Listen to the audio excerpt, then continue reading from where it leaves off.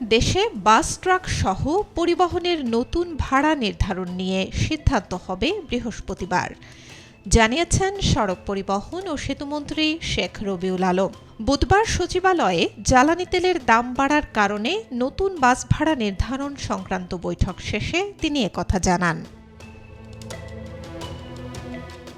মধ্যপ্রাচ্য সংঘাতে বিশ্ববাজারে বেড়েছে তেলের দাম। বাংলাদেশ সড়ক পরিবহন মালিক সমিতি বলছে, তেলের দাম বাড়ায় আর্থিক চাপের মুখে রয়েছে পরিবহন খাত।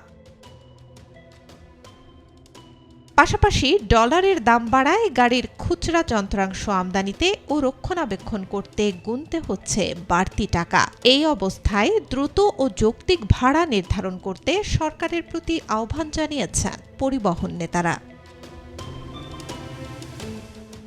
গত রোববার বনানীতে বিআরটিএ কার্যালয়ে বাসের ভাড়া পুনর্নির্ধারণ বিষয়ে এক বৈঠক হয়। এতে বিআরটিএর কর্মকর্তা এবং পরিবহন মালিক শ্রমিক সংগঠনের নেতারা উপস্থিত ছিলেন। বৈঠকের পর বিআরটিএ চেয়ারম্যান জানান, ভাড়া বিষয়ে একটি খসড়া প্রস্তুত করা হয়েছে। দ্রুতই মন্ত্রণালয় থেকে ভাড়া কতটা বাড়ানো হবে সেই বিষয়ে চূড়ান্ত সিদ্ধান্ত জানানো হবে। এর আগে গত শনিবার রাতে ভোক্তা পর্যায়ে সব ধরনের জ্বালানি তেলের দাম লিটারে 15 থেকে 20 টাকা পর্যন্ত বাড়ানো হয়। নতুন এই দাম কার্যকর হয় রোববার সন্ধ্যা থেকে।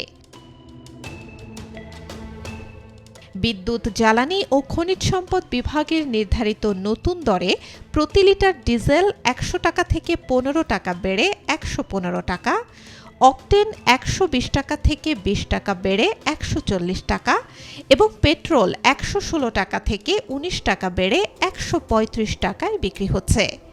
এছাড়াও কেরোসিন 112 টাকা থেকে 18 টাকা বেড়ে 130 টাকায় দাঁড়িয়েছে।